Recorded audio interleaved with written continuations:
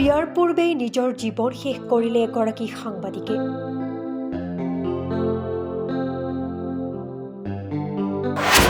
বন্ধ কোঠাৰ ভিতৰতে চৰম সিদ্ধান্ত ল'লে ঋতুমণি ৰয়ে।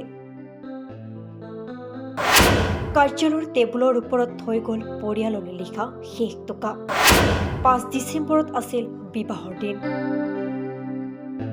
কিন্তু মাহ হালধিৰ গোন্ধ ল'বলৈ নাপালে ঋতুমণি ৰয়ে। গুৱাহাটী মহানগৰীত পুনৰ চাঞ্চল্যকৰ ঘটনা সংঘটিত হৈছে।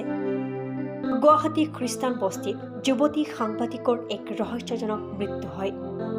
গুৱাহাটীৰ বন্ধ কোঠাত নিজৰ জীৱন শেষ কৰি দিলে যুৱতী সাংবাদিক ঋতুমণি ৰয়ে। ঋতুমণিৰ ৰহস্যজনক মৃত্যুৰ পিছতে পোহৰলৈ আহিছে বহু চাঞ্চল্যকৰ তথ্য। ঋতুমণি কৰ্মৰত কাৰ্যালয়ৰ চিচিটিভিত বন্দী হৈছিল সমগ্ৰ শিহৰণকাৰী দৃশ্য।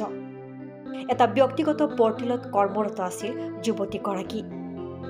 কাৰ্যালয়টোৰ টেবুলৰ ওপৰত এখন কাগজ ৰাখিছিল ঋতুমণিয়ে। সেই কাগজখনত আছিল পিতৃ মাতৃয়ে লিখা শেষ টোকা। 5 ডিচেম্বৰত আছিল বিয়াৰ দিন। কিন্তু কাৰ্যালয়ৰ ৰুমৰ ভিতৰতে চিপ লৈ নিজৰ জীৱন শেষ কৰি দিলে যুৱতী সাংবাদিক ঋতুমণি ৰয়ে। ইতিমধ্যে ঋতুমণি ৰয়ৰ ৰহস্যজনক মৃত্যুক লৈ আৰম্ভ হৈছে তদন্ত। আনফালে পিতৃৰ ভাষ্য অনুসৰি আৰ্থিকভাৱে কিছু চিন্তা আছিল সাংবাদিকগৰাকীৰ।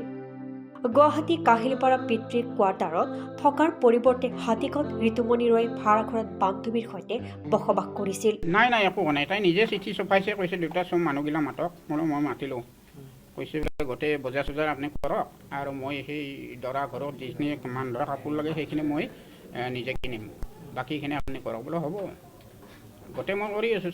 যা যোগাৰ গোটেই হৈছে। ভৱন ঠিক কৰিব আছে, ভৱন ঠিক কৰিছোঁ। ফাৰ্নিচাৰ পৰ্যন্ত কৈছে বোলে ফাৰ্নিচাৰ মই চাম। বোলো হ'ব দে, তই চাই তাই নিজে কৈছে চব সেইবিলাক চব বাইনা পত্ৰ দিয়া হৈছে। 5 তাৰিখে বিয়া, 7 তাৰিখে ফাৰ্নিচাৰ প্ৰথম কৈছোঁ। বোলো হ'ব, চব বাইনা পত্ৰ দি ৰেডি কৰিছোঁ। চাহ, মাছ, মাংস, মিঠাই সমস্ত বস্তু বজাৰ কৰি ৰেডি আৰু। মই আপোনাক এটা কথা সুধিছোঁ যে কালি কিমান সময়ত ঋতুমণি ঘৰৰ পৰা ওলাই আহিছে? তাৰমানে কালি তাই তাৰমানে ভাড়া ঘৰত থাকে হাতীগাঁও। তাই আমাৰ কোৱাৰ্টাৰত নাথাকে। এতিয়া সাংবাদিকগৰাকীৰ ৰহস্যজনক মৃত্যুক লৈ সৃষ্টি হৈছে বহু প্ৰশ্নৰ। আচলতে কিয় হঠাৎ এনে সিদ্ধান্ত ল'ব লগা হ'ল ঋতুমণি ৰয়ে? নিজৰ বিয়াক লৈ ইমান হেঁপাহেৰে ৰৈ থকা ঋতুমণিয়ে কিয় বিয়াৰ পূৰ্বেই বাছি ল'লে চৰম পথ?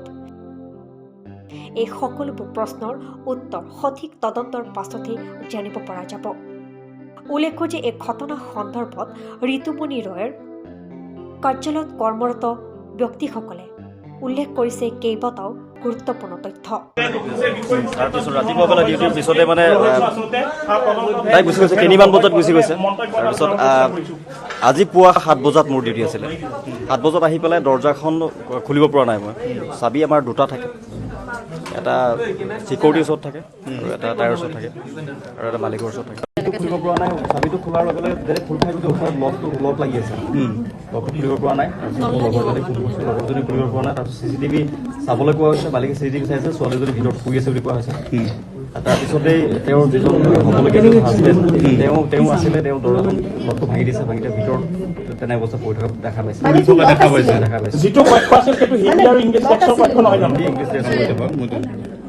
নিশা 12 বজাত তেওঁ আহি সোমাইছিলে। নাজানো কেতিয়া আহিছে, আমি নাজানো। আমি 10টা 15 বা 10:30লৈকে আমি আছিলোঁ ৰাতি ডিউটি। তাৰপিছতে অফিচ বন্ধ কৰি চব গুচি গৈছে, অফিচত কোনো নাই। তাৰপিছত কি হৈছে নাজানো, ৰাতিপুৱা বেলা দৰ্জাখন লক হৈ আছে। ঋতুমণিৰ হাতত এটা চাবি থাকে, চিকিউৰিটিৰ হাতত। এই গোটেই বিষয়টো কেনেধৰণৰ সত্য? চিকিউৰিটিৰ হাতত চাবি থাকে, আমি তাৰ পৰা খুলি লোৱা হয়। তেওঁৰ হাতত চাবি থাকে মানে ঋতুমণি যিহেতু ডিউটি মৰ্ণিঙতে পৰে প্ৰায়, গতিকে তেওঁ এটা চাবি অৰ্পণ কৰা হৈছে বা দিয়া হৈছে। এই গোটেই বিষয়টো কিমান সত্য? চাবি থাকে বুলি জানিছোঁ আমি, কিন্তু আমাৰ চিকিউৰিটি যিটো চাবি থাকে, আমি চিকিউৰিটিৰ চাবিটো আমাক খোলা। News 6 report, rising north east.